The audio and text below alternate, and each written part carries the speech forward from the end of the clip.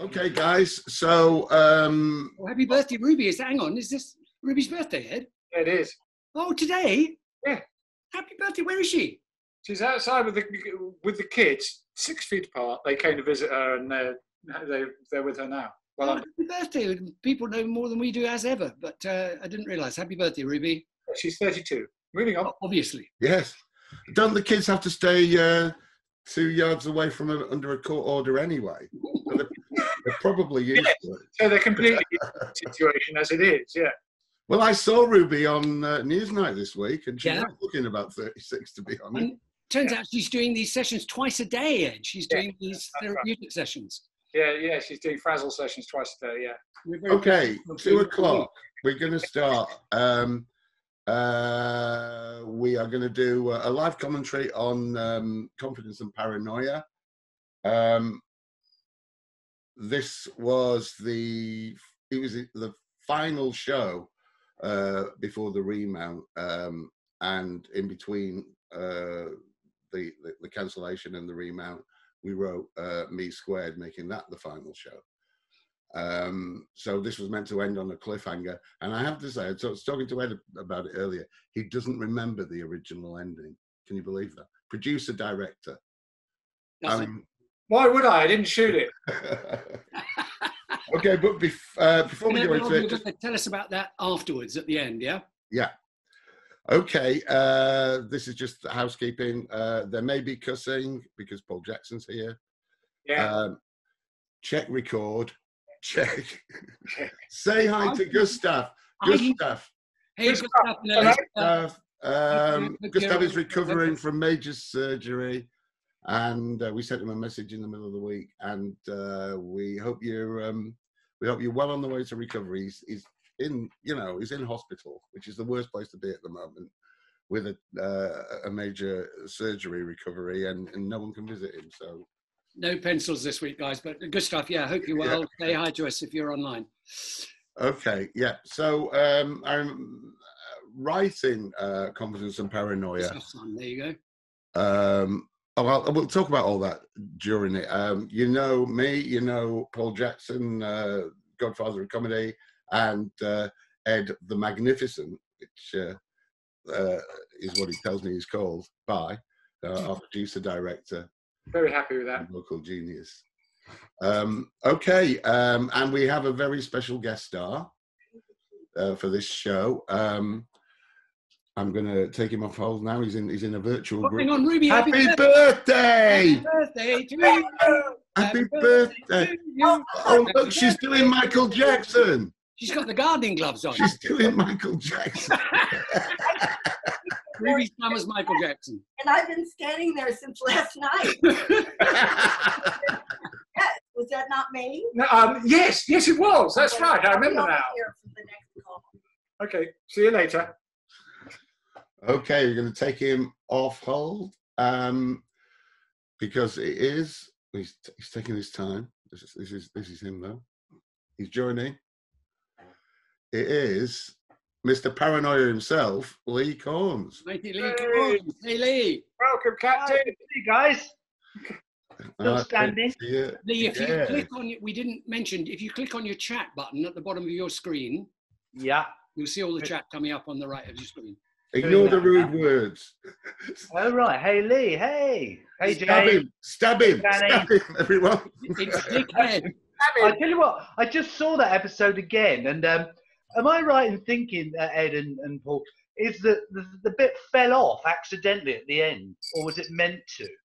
It looked like it was supposed to stab him. Then, of course, he looks around and says, "Me, stab him." But just as he cut away, the end of it fell off. Yeah, I think it's meant to. I wasn't sure. I just wondered whether that was like the technical department. But very convinced. It convinced me. Okay, hi, Mark, listen. Hi, Claire. Hi, Anne. Hi, Timothy. Hi, Melanie. Carla. Claire. You'll be recognised as dickhead as well, Lee. Yeah. I've got this really interesting. Got this really interesting note from Adam Hickey. Hi, Adam. Hope you're here. Hi, Adam. Who's made these calculations from the Red Dwarf wiki. It says the Red Dwarf's top speed is 200,000 miles per hour. and assuming that at the time of the accident, the ship was traveling at that speed and only maintained that speed for the next 3 million years, by the time of the pilot episode, Red Dwarf would be approximately 5.256 quadrillion miles away from Earth.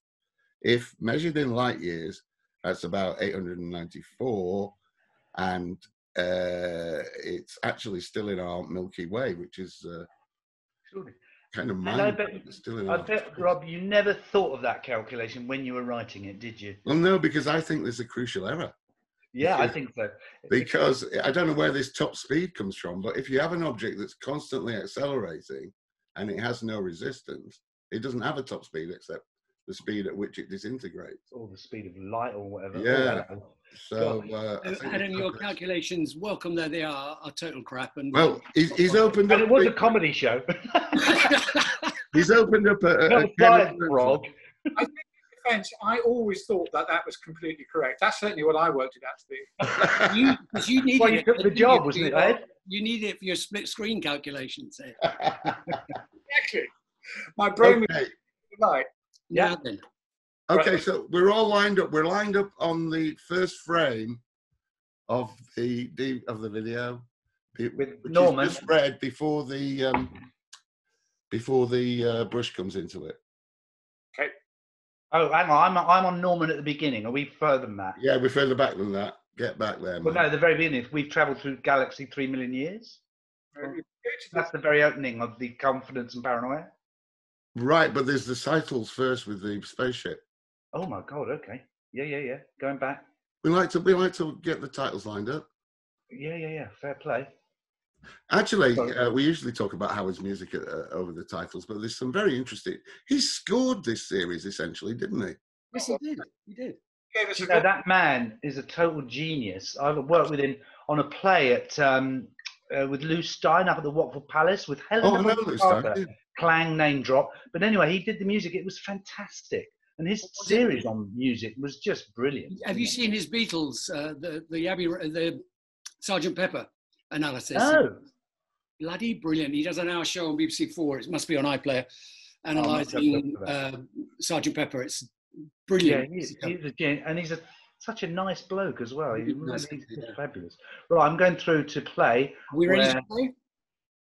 Yeah, hang on. Sorry, guys. The whole right. There's the wiper going on it. Right. You'll be close enough for jazz. Okay. Press play. In 3, 2, 1, play. There we go. I'm good. I'm good. Yeah, he's just brushing the F of Red Dwarf. Yeah. Is that right? That's it. So, Rob, what? I mean, this is now getting quite sci-fi, isn't it? You said this was intended to be the last series, and originally the last of Series 1. Series, yeah. You're getting into quite sci-fi ideas now, aren't you? Yeah, I think we finally realised that the guest essentially every week is the science fiction idea, and the actual people you have are servicing that idea.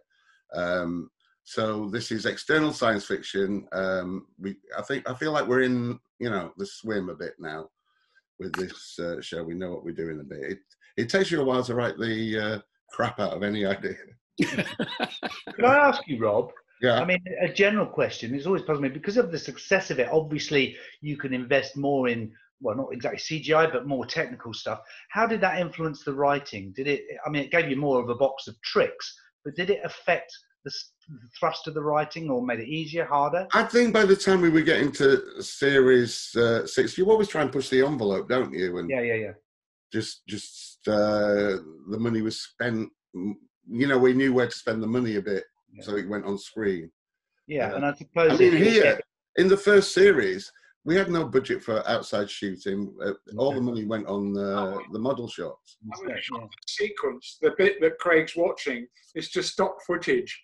And I looked at it and regretted not actually shooting the thing that he's watching. Instead, all we do is cut away to a few palm trees and the odd. I know, at least with androids, you shot it. We didn't have time or money, Ed, to go on location. Because that was all in the studio, wasn't it? Effectively. The moment I was out the building, Lee, they were suddenly off on locations. They went to PG, I think, to shoot some fun stuff. Yeah, quick, Paul's gone. Let's go and play.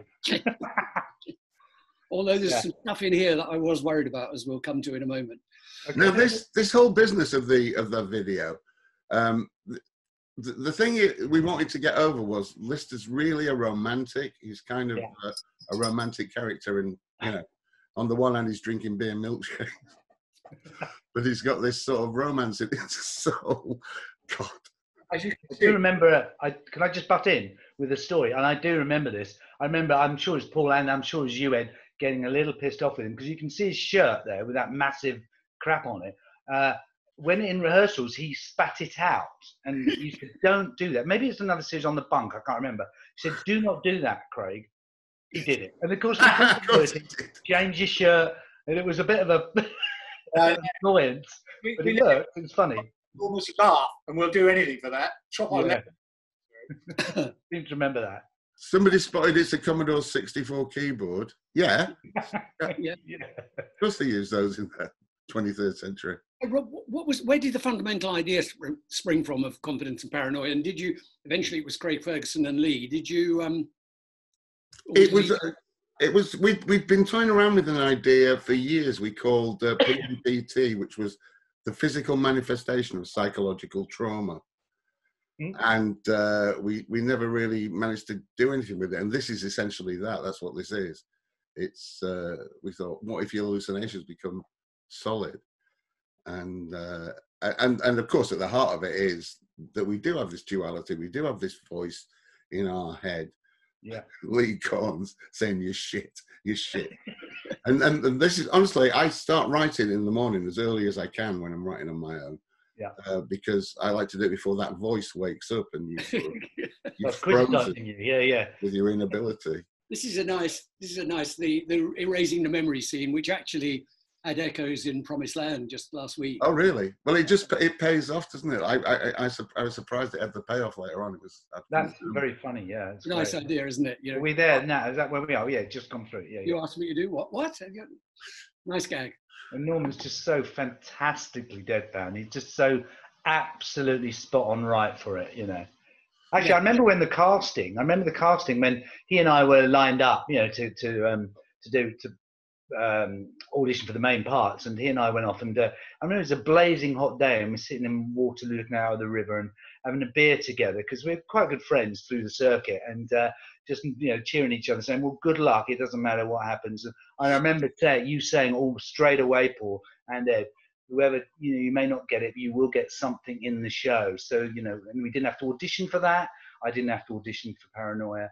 I'm sure Craig didn't for Confidence. So, you know, you came good, which was great. And we knew we had something to go away with. And we had a lovely day, and it was a great day.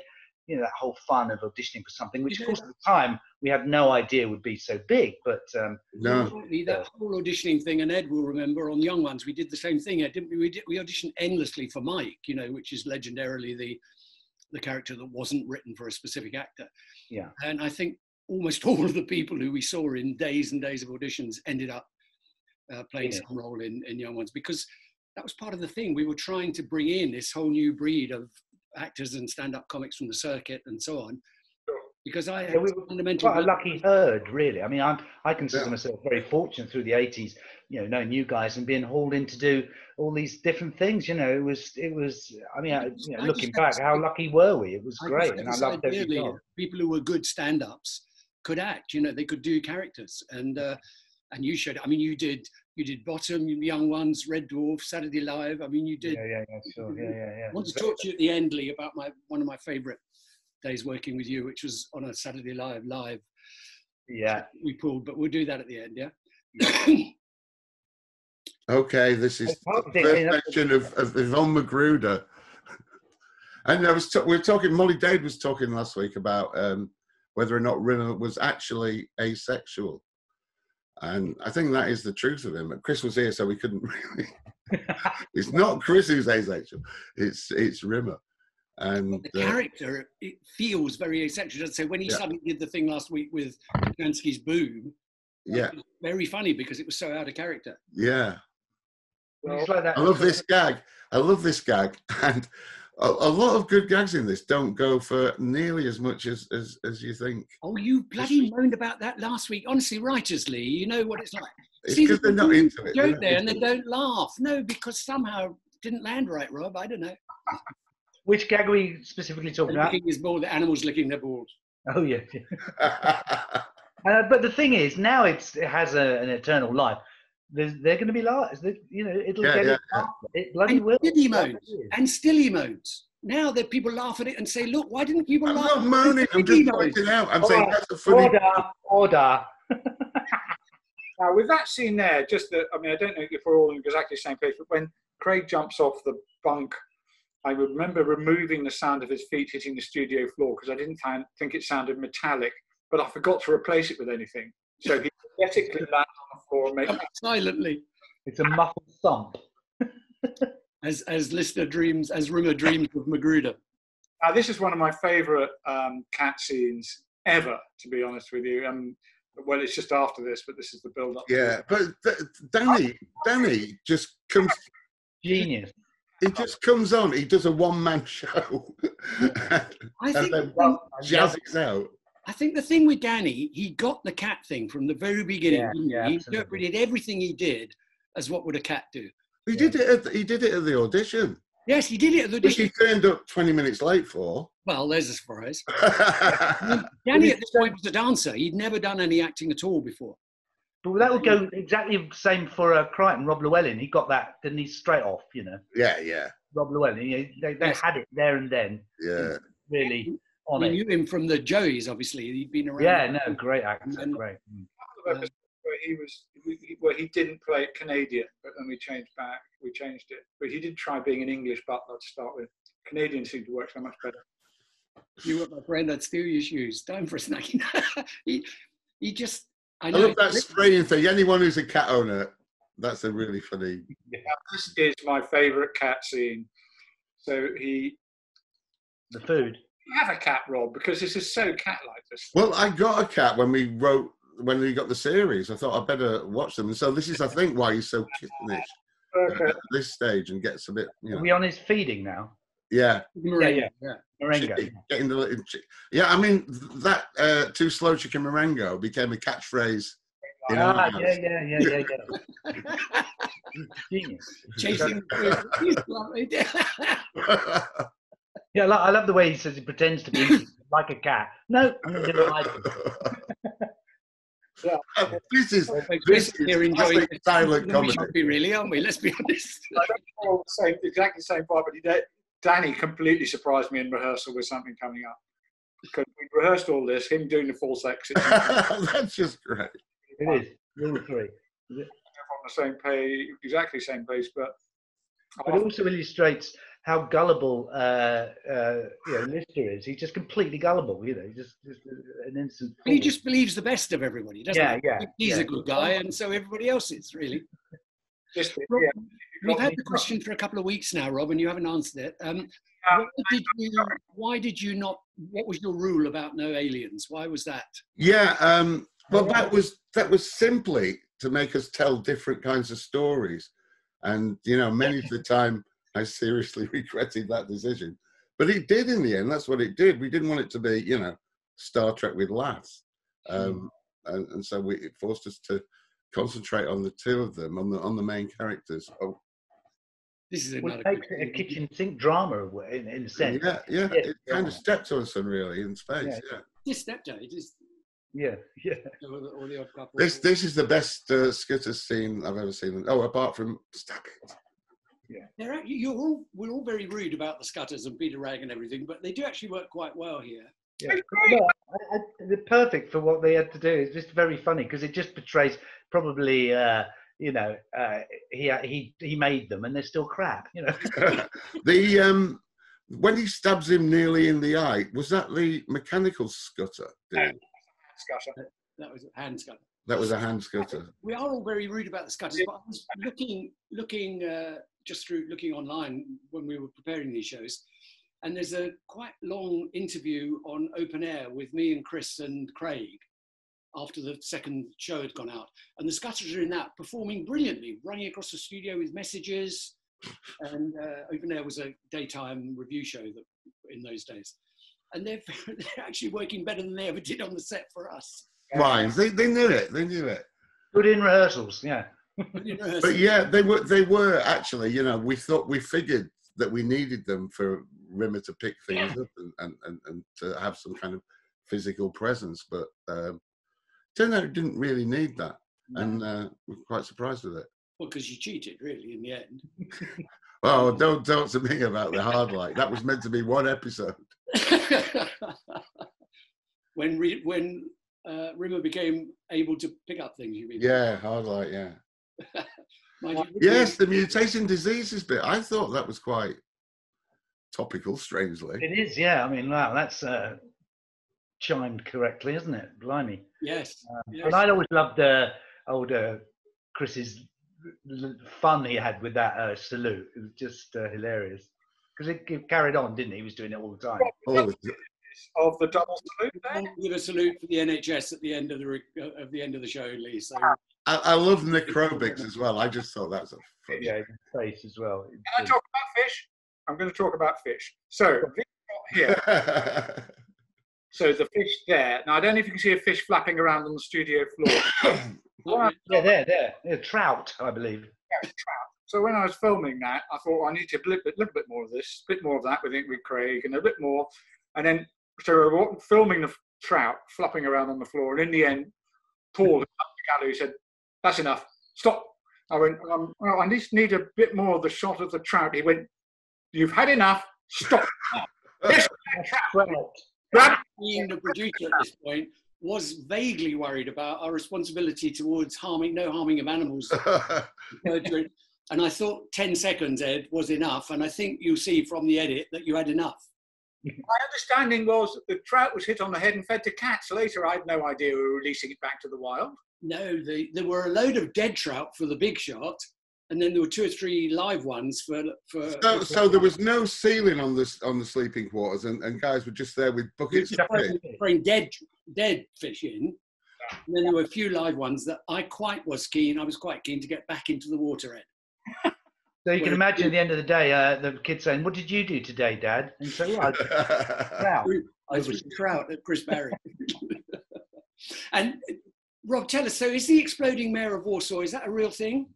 Well, we thought it was. I'd read it in one of these strange but true books, but now when I Google it, it just says this is something comes from Red Dwarf. So you've created the myth. Yeah, I created the myth. It's like people who burst into flames. Yeah, all those strange but true. Believe what you like, but it works. Very funny because it's there and it's gone. It's a great setup. It sounds credible, doesn't it? Well, the raining fish gag, I think, has happened, doesn't it? It's a tornado. Yeah, frogs. Pulls the fish up out of the sea and then dumps them, yeah? Frogs as well, yeah. Yeah. Oh, yes. Always truth. Comedy is truth. Or indeed, occasionally Judy Garland comes down in the tornado and lands on your head. Brilliant. It's great when the 3 of them interact as well. It's just great. Yeah, it's good. Very funny scene just back there with Danny, assuming that everything Chris is saying to him is. Yeah. And arriving with a bunch of grapes with no actual grapes on them. That's brilliant. Yeah. Since I've seen He's really trying to be a good friend to Lister, and he hasn't quite got the hang of it. Ed, were the cat suits custom made for the show? Were the cat suits? Yeah. His costumes were made. I mean, who would wear those things? They were made specially for Danny. Absolutely. Did he ask for them afterwards? I bet he did. Because he's a bit flash. I'm quite certain he still got them. Nick him, yeah. A few people are talking about Rimmer showing concern for Lister. And the truth is, he needs Lister, though he sort of can't admit it to himself. It's a yin and yang, isn't it? Yeah. He needs it to validate him. Yeah. Very funny. Well, as Holly explains in an earlier episode, he's the only one that will keep you sane. Yeah. It's like, King Rat, James Clavell. Yeah. How the rat actually keeps the British officer alive with it. Oh, here we go. Here we go. I must be a bit ahead of you guys. I'm going to just pause for a second. Had you worked with Mr. Beautiful? Craig's just sat Craig down. Have you worked with Ferguson before, Lee? Yeah.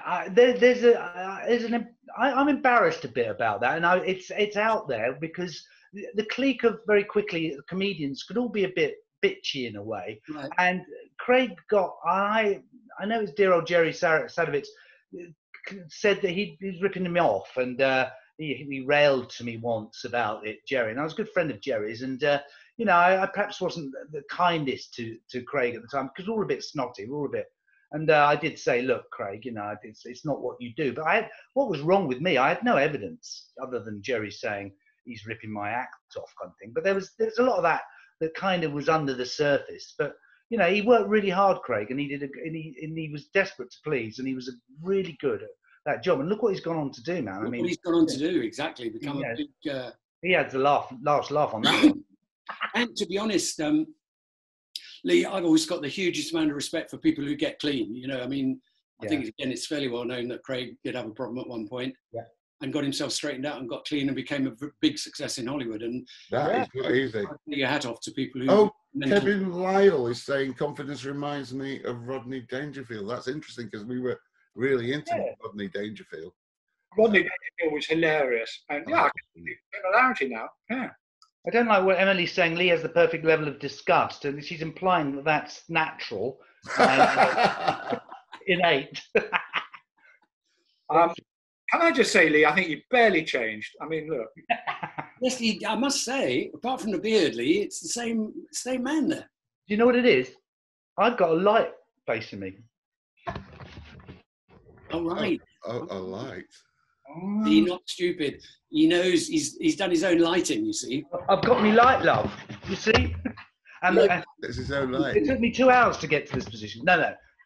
Thank you. It's the outdoors, I'm sure.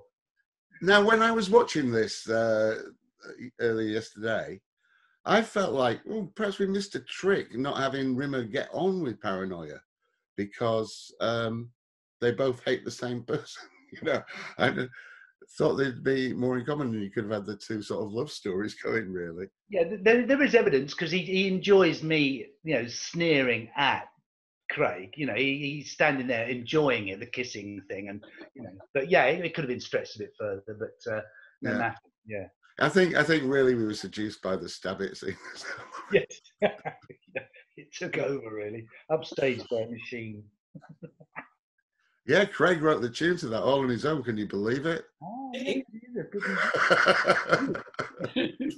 You just gave him the lyric and he put a... Yeah. Like Lennon and McCartney. It's just, you know, here's the words, put a tune. Is Donald Trump based on confidence? Please. Let's ask him. Overconfidence. Says, was this the first scene with the guitar in the series? Mark Bowen's asked. I thought we'd seen it earlier because somebody said, "Why isn't it the electric one?" I think it was always there in the room, but I don't think he ever played it before. Was it the first actual song in the series thus far? Yes. Yeah, we believe so. Yeah. Good. They reckon Craig would have been a better president. Yeah, better POTUS. Yeah. Good. Keep the questions coming. Yeah. That guitar was sold on eBay a few years ago. Real good. Don't worry. It'll be bigly. It'll be bigly good. Don't worry about it. A potato would be a better POTUS. Yeah. Anything. A carrot would be more appropriate because it's orange. I don't know who this is, but I just point out Chris and Craig are adorable and also doable. Oh. I don't know who you are, Rachel Holland. But yeah, you're a dirty mind to yourself. I'd do them both. I wouldn't. I'm straight. Really? Here comes the famous bit. There you go. That half shot of Chris waking his hand at my groin looks a bit suggestive. Yeah. But I love your posture of a depressed Undertaker. I thought it was really, really... It looks so ill, man. So ill. And now, actually, that joke that's just gone, I actually did once when I was a kid at school, call the gym teacher Dad. And I still wince about it to this day. Oh, really? That's where that came from. Derision and laughter, and you never lived it down. The classic stabbing scene, which has been mentioned so many times. My goggle eyes have been my fortune, because I don't know if you probably remember, Paul, that in the 80s I played Marty Feldman because of my goggle eyes, although the the guys, the directors would paint. Say, it's not that you look like him, Lee. Oh yeah. Just cast because you were so good, Lee. We got you. Yes, yes. Like, no, didn't mind. Yeah, so there's Chris enjoying me slagging off. Yeah, Right. you could have had a little sideline, couldn't you, of Craig and Confidence getting on, and Rimmer and or perhaps a bitchy argument between the two of them. Yeah, what he's one thing and he's not. Favourite lines coming up.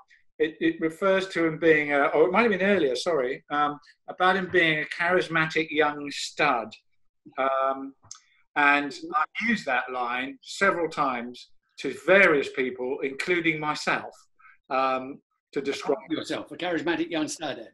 You're a charismatic young stud. It's personal. Years ago, clearly. It's your catchphrase. Yeah, it is. It was his catchphrase, Lee.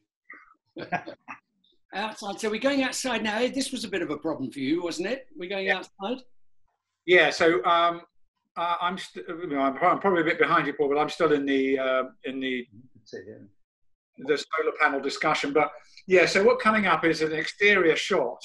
When it comes up, you'll see that you see the two of them walking down a gantry in spacesuits. That gantry was actually in the studio, and we put a little bit of dressing around the top and bottom of the gantry. The studio gallery, which we've seen actually used as a corridor before. And then we matted that onto a model, and then matted that section onto an even bigger model. Then we took it to the edit, and when we matted it all together, blew the picture up a bit so that it could move from across the frame, so it looks like the spaceship is moving. And it's quite a complex thing to do in those days. Nowadays, it's not pretty easy to do, but when I looked at it the other day when we went back to look at this, I was quite pleased. I thought, oh yeah, that actually looks like two blokes who might potentially be walking down the outside of a spaceship. I think it's really brilliant. Quite honestly, I can't believe you did it because. No, I didn't. It wasn't somebody else, Paul. In the old days, told someone else to do it. Yeah. And of course, that studio, I remember being really, the sets were very small, very tight. Yeah. Your angles for the cameras, we all had to get it right because there was not much wiggle room, really, was there? Well, the Manchester studios were one disadvantage of being Manchester. By and large, we liked it, but the studios are smaller than in London. Yeah, so there was quite a tight. Thank you, Forrest. I'll talk about that later. About me Quando on 2 poster. All right. You don't have the book. Is it come out recently, Rob? Yeah, I've got a copy of the paperback too. So it takes a nice sinister twist where Paranoia is no longer on board the ship. Sort of gives you a nice sense of foreboding. Mm. And again, we kind of missed a trick getting rid of him, really. Traveling wine. Yeah, that looks absolutely spot on. Now, this was a real set. So the cha-cha-cha-ring was a real set, built as a pre-release. Yeah, that's funny. But that coming down the gantry, that just walking down a studio gantry, Ed, I mean, that is extraordinary. And then this is a real set, yeah? Real set. There was a few little tricks we did here. One is when Craig tries to escape Paranoia, he jumps over a gantry. And we slowed down, we did slow motion. Again, quite difficult to do in those days, to go into slow motion during a shot, but we managed to do it. And then what he says over it, more crazy, is a voiceover from earlier, which is pasted onto the shot. You can't quite see his mouth because he's got a space helmet on. And that's all to try and give it a sense that they're outdoors and in relative weightlessness. You'll see it when he comes up, when he jumps over the gantry. The sophistication of the breathing tubes could be better. Really? In his ear. Really? Honestly, the budget. Which washing machine did you pirate for that? There's a Nusi. So I don't know if you got the same point, but this is where Craig does a little jump, and you see we slow that down on shot. It's quite hard to do with your crazy played in from a different time, because if you're in slow-mo, obviously you can't speak in slow-mo. Yeah. This moment here, to his credit, Craig really was there. This isn't a split screen. Obviously, it's a dummy, but that is Craig, that close to that explosion. Really it knocks him. You can see he's genuinely acted his way through it. This is really, I mean, that is... Wouldn't be allowed now. A, wouldn't be allowed. B, that's an incredible thing to do, to be honest. But in the DVD notes, it says that when everyone rushed to say, "Are you all right, Craig?" Because obviously I wasn't there, he played up as being injured. Is that right or something? It says in the notes on the sleeve notes of the DVD that after that he pretended he was injured and people got a bit flappy, and he said, "Nah," kind of like as if we're playing a trick, which is pure Craig. Yeah, I don't know. Oh, because I've got the subtitles, I missed to mention that was where Howard had. Over that scene, he'd composed an entire piece, hadn't he? He's amazing. There's quite a lot of score of Howard in this episode, actually. We were very lucky. I mean, you don't get that nowadays. Well, what he did do, which is really good, is that I said to him, "Can I have like 8 different lengths of the various things and things which would fit?" And he handed me stuff which just absolutely worked. And you're right, this is specifically written, some of this stuff, and he's Oh, I've forgotten what Z stood for in Kachansky. Anybody know?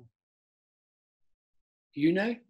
Somebody asked how was the explosion actually done. I mean, so Craig stood where he was. Craig Ferguson stood where he was. Kachansky. We lined up the dummy to match exact position, cut to a slightly different shot, and blew the hell out of it.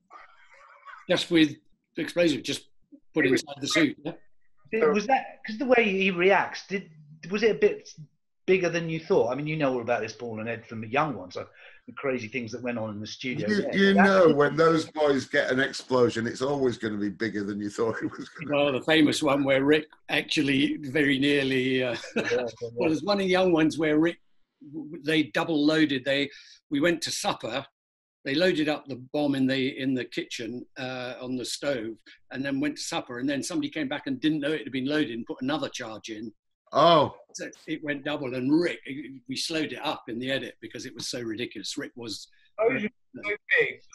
Anyway, and then, of course, there was the famous one on Saturday Live in the Dangerous Brothers where Rick set Adrian on fire. Yeah. They were doing Towering Inferno. They were doing their version of Towering. And Eddie very nearly got killed. I mean, that was... We couldn't do it. And by the way, you shouldn't do it. Well, you had a car come through the set in the young ones. I know we're drifting a bit, but I mean, and you didn't tell the audience, and it was a shot. I remember. Well, we loved doing that, didn't we? Not telling the audience. Like seconds of stunned silence. People could not believe that had just happened. Genius. We used to love doing that. So talk to us about the ending, Rob. Oh yeah, the original ending. Before when we were rehearsing before the strike, during the strike, it was Kachansky did reappear. And that was going to be the cliffhanger for the next series. And I don't remember this. So this was going to be the end of season 1. Yeah. Kachansky reappears. Oh, that's a cliffhanger. Let's watch next season. But I suggested to Doug that it might be a better ending if we had Rimmer doubling up, and so we had 2 Rimmers because we talked quite a lot about the concept of whether you'd get on with yourself if you had to live with yourself, and that's where me squared from. And he said, "Yeah, okay, let's write it," and we did, and that shifted the whole balance of the series more into the science fiction side of things, and it was a springboard for the next ep. It was it was kind of, much better idea, like a psychological sci-fi as much as an aliens and weirdy science. There's a lot of that thought, which is done through the comedy about and without being too existential about it, about how people behave with each other. Yeah, it's good. Is this second Rimmer meant to be a backup of the original, i.e. the same as we see in episode 1, or is it up to date with the current Rimmer? And is that how he knows about the plans to switch the disc? I think the idea was that he was sort of Rimmer 1.0. He was the original Rimmer, and so he's slightly less loose than the real Rimmer, if you can call him loose. So yeah, he was meant to be. I mean, presumably they spoke about other things. We'll talk about it next week, but yeah. I think people in general saying that probably that was a better choice than bringing Kachansky back and then having to deal with the fact of whether she was a regular or not, Rob, that probably a second Rimmer was a better choice. Yeah, I'd go with that. Yeah, definitely. Do you like And that? in later episodes, when there's more than one rimmer, it is interesting to see as a viewer, and certainly as a director, it was whose allegiance you went to, which of the multiple rimmers did you want to root for or not. I don't want to give too much away because we'll be doing that episode sooner or later, but the fact that they're all absolutely identical creates a interesting choice about which one you hate / the best. Brilliant. Lee, is it true that you once did the same set in both halves of a comedy store show? Right. That's kind of got into the literature. I used to do compare the store, and to be fair, we did like 4 shows over the weekend, and it could get a little tedious. So what I ended up doing, and it kind of how my particular comedy went, but through no other reason than just a bit of boredom, we just fuck around with the. Are you allowed to swear, by the way? Oh, Yeah. fuck it. Yeah. Fuck it, yeah. About just play with the convention a bit. So I said to some of those Nick Hancock and a couple of others, yeah, watch this. This will be hilarious. I'll go out as compere and do the same set. That'll be hilarious. But of course, the audience just sat there going, he's done the same set. And of course, they were pissing themselves. So it was a totally in joke. But an audience who paid £5 as it was then to get him would go, what's he doing? And that, in the end, playing with an audience in that way was. Well, was you did the big play that I was saying earlier. We worked a lot in that time, but one of the best nights was you were in a thing called The Wow Show with the Oblivion Boys, Steve Frost and Mark Arden, and you came on Saturday Live in its first season, and you came up with this idea of raiding the studio and taking us off air. Remind me how that worked. Well, we used to do it was with Paul Mark Elliott as well. There's 4 of us, and we used to do a sketch show called News Review. And we got fed up with a kind of sketch blackout. So we deconstructed that, and the Wow Show became basically like a bit like the Red Dwarf. It was just how these bickering people just couldn't get on stage, trying to get through a show, and eventually that kind of chaos and anarchy would overtake the show. And we did different settings. It might be a school one day, it might be a ship one show, and the rest. And it became quite well known for that. And the audience were quite scared. We'd take them out of the theatre, harangue them, and get them on stage and do all kinds of stuff. But the EBT, I did something with Ken Campbell, The Warp, years ago, and the guy who wrote that was all about self-enlightenment. And he told me about Earhart's seminar training. Oh yeah. You break yourself down, build yourself up. So we switched that as a sketch called EBT, Energized Brain Training, in which the idea was there's 3 of us on stage playing a bit like these kind of suited idiots, commanding people to do things. And we get a member from the audience and then harangue them. But it turned because he gets really angry, and that was Paul Mark Elliott, a plant, and he'd get this fantastic red face, and people would get really scared because it was a fight. And then, of course, at the end, it's thank you, trainer. We touch each other's bollocks and say thank you, and they, oh my God, thank God, it was a sketch. So the idea was to get tension and release the tension with a joke.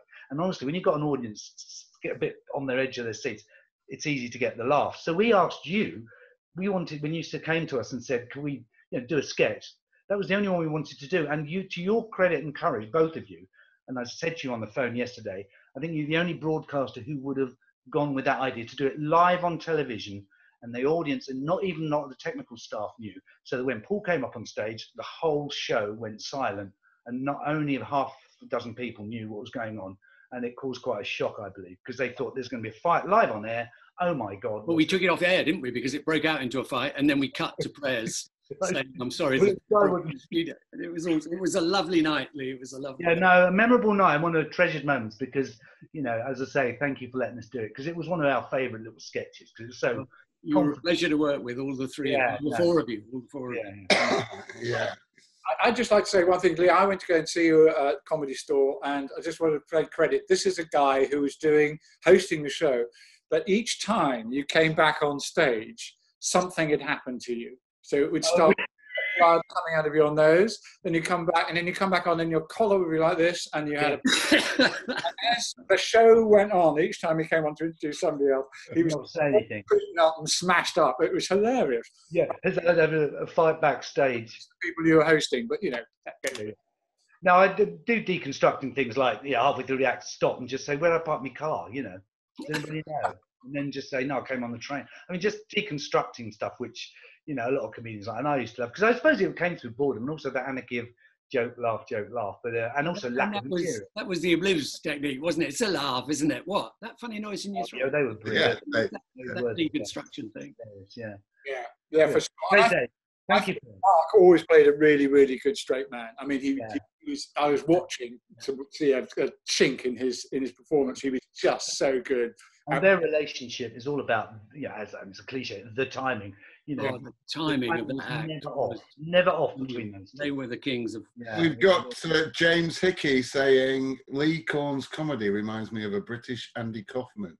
High praise indeed. Oh, Praise. One of the funniest men ever on the planet. Yeah. Man, wait, whoa, thank you. I'm going to go now. This is kind of That's as good as it gets, mate. Guys, I want to show you something. When I knew we were doing this episode, I had in the back of my mind this memory. Ed and I think the first time ever we went to Australia, Ed, was 1988. It was the bicentenary year in Australia, and the Melbourne Comedy Festival were doing a big bicentenary festival, and we went down and did 4 hours for Channel 4. And I had this picture in my mind of me and Craig and another guy on a boat, and I knew I had it in a black and white picture, and I found it. Have you got it, Rob, or I've got it if you haven't? Eventually I found it. I can dig it out. And it was... Oh, you've got it. Wow. Ron Craig, of course. And I was convinced in my mind that was Craig Ferguson. And I found it, and of course it's Craig Charles. So who's it? Who's the other guy? Well, the other guy I'm going to talk about in a minute because he's a very interesting guy. Anybody recognise the other guy? That's not Phil Christensen, is it? No. I'm going to tell you about him in a minute because he's my tip for the week in lockdown. Okay. Good. Guys, this has been great. Thank you so much for inviting me. I've really... Hey, it's been fun. It's been so nice to see you, man. Really has. Yeah, you guys have been so influential in that period. Rob, can I know you're going to plug Quandahorn now. Yeah.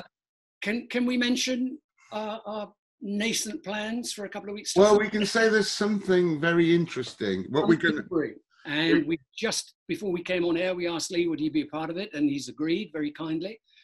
But we'll give you a full lowdown on that next week. We're going to do it in the sort of mid-season break. Yeah, because we did the last episode. There's so much on. Well, I know you're busy, Lee, but we've asked. Got me. So, lock in at the Lamb and Flag, yes, lads. End of series next week, and then we're planning a little special before we go on to series 2. So we'll let you know more about that next week. I'd just like to say thank you. I'm just looking at all the chats as thanking me for... Yeah. And before I burst into tears, thank you all for joining us, and thank you for your kind comments. It means a lot. Get the printout of the Andy Kaufman thing, Lee. You want that on your wall, yeah? Yeah, I'm going to print that off, man. Okay, I read a biography, actually, of Andy Kaufman, and he was quite a tragic character in the end, which I hope not to be.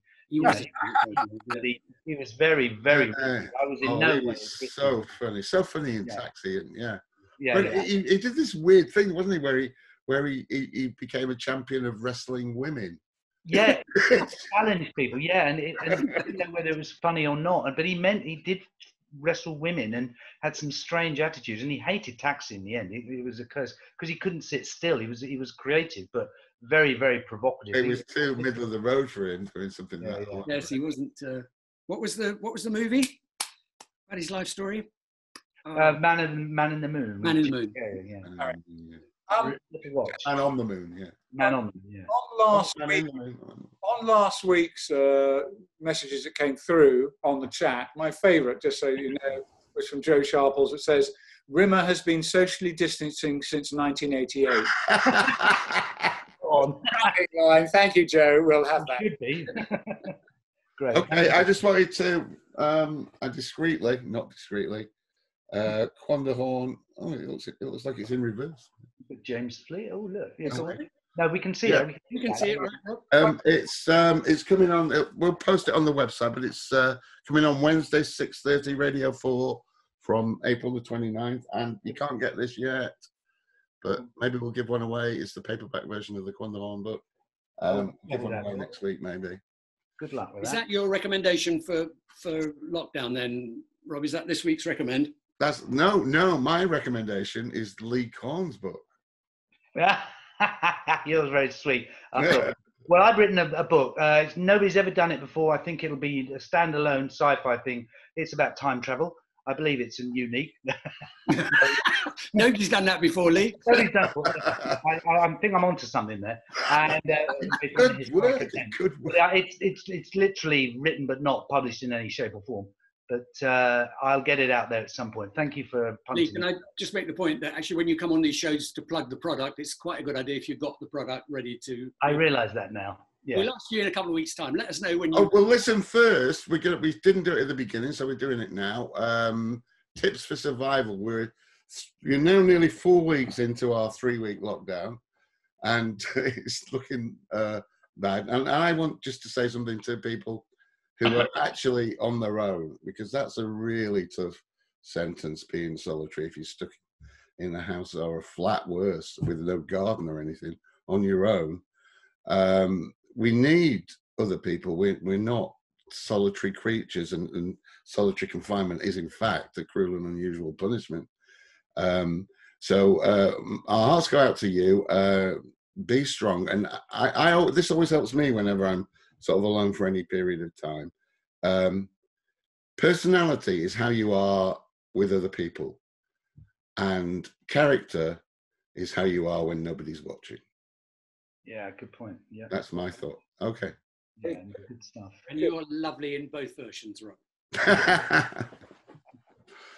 My advice, and it's really more general, and it's for the older viewers amongst us, like Rob and Paul. And this is just a simple piece of advice, which you can carry on till your grave, which is never waste an erection and never trust a fart. Thank you. Hey, yeah. And who said that originally, Ed? As if that was your words? No, they weren't my words. Originally, they were in a speech. It was Michael Caine. But it's a very good piece of advice. Thank you. I suppose mine would be, in the current circumstances, never do today what you can put off until tomorrow. That's helpful. It'll always be tomorrow. And also keep your feet warm and be strong. We've got a lot of tomorrows coming, so you're quite right. Don't rush to get it done today. So my serious advice is, guys, take a news break, because let's face it, before we get on the news, newspapers or broadcast news, it's more numbers, more ministers promising things they can't deliver, a couple of heroes, a couple of obituaries. Listen, if there's any good news, it will get to you. You don't need to watch the bloody news all day. Yeah. Trust those you love. Trust those you love. Yeah, it's a very good one, that, Paul. The second thing I'd like to, having mentioned the Dylan top 50 list in The Guardian last week, and any of you who ploughed through the 50, plus all the ones you think should be in there and aren't in there, quite a few, I've got another watching suggestion this week. We held up the thing, and... those shorts, man. Yes, I know the shorts are good, aren't they? Greg's, I mean. Any offers? I can't see anybody come up with yet who the other guy is, which is slightly sad in a way, because he's a comic, an American comic called Richard Jeni, Jeni. And in my opinion, and I know Ed shares it with me, he was in Melbourne with me when Rich was working there. One of the great American comics who never quite made it. He died very young and very tragically. He committed suicide just before his 50th birthday. Mm.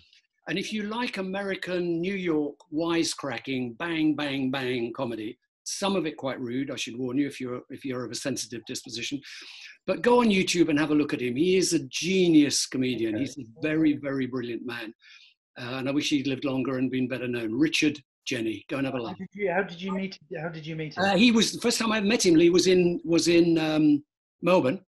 Uh-huh. He'd been invited down there for the festival, and he did a brilliant set about the time that you cross the international date line when you fly from Los Angeles. Apparently he was in The Mask. Did you know that? He was in The Mask. He had a very nice. He paid a bank clerk in the Mask. I think it's only one end, Jenny. I think it's only one end. And he had this fabulous routine about he landed in Melbourne, he picked up the phone, and it was 1954 back at home, and they were just getting out, Elvis Presley was watching Elvis Presley. It was just brilliant. And Ed, you had a favourite routine that he did. I think he also went by Rich Jeni as well. I think Rich, I knew him as Rich, yeah. You might want to try that too. But he did a brilliant routine about his visit to Australia, where he didn't realise that a lot of the people who go sunbathing in Australia don't actually wear any clothes, and the resulting disaster that happen to him as he tries to sunbathe. And one of my favourite lines is he said, this stunning girl lies down on a tiny grey towel, just a tiny grey towel. And he said, I've never in my life ever wanted to be more than a tiny grey towel. He goes, that's a, you know, it's a hugely funny routine. And I'll definitely look him up. Yeah. I think you can see the angst even in his performances, and I say it's always good to find a great comic. Listen, if you like comedy, you like this guy. His famous first big special for HBO was called Platypus Man, and have a listen to Platypus Man and find out why he thinks he's the Platypus Man. It's a very funny routine. Okay, so I will say thank you to the excellent Lee Corn. Thanks, Lee. Thank you, Arnold. Really nice to see you. Hey! You guys. And we're not thanking Paul and Ed because they're, you know, it's like, so. But I would like to, I haven't thanked them yet, our web team, which is basically Seb, Patrick, and Andy Neal. Thanks, guys. Couldn't do it without you. And our fan club pals, you know, particularly Joe and Shelley and Ian, who've really helped make this work, to be honest. Yeah, basically. And so a good one next week. Looking forward to Me Squared. And hopefully a big surprise 2 weeks from now. Yeah, some really interesting news. Okay, guys. See Thanks you. a lot. Have a good week. Stay strong. Yeah. Thank you very much, Steve. Talk soon. Yeah. Take care. Bye now, guys. Bye. Yeah.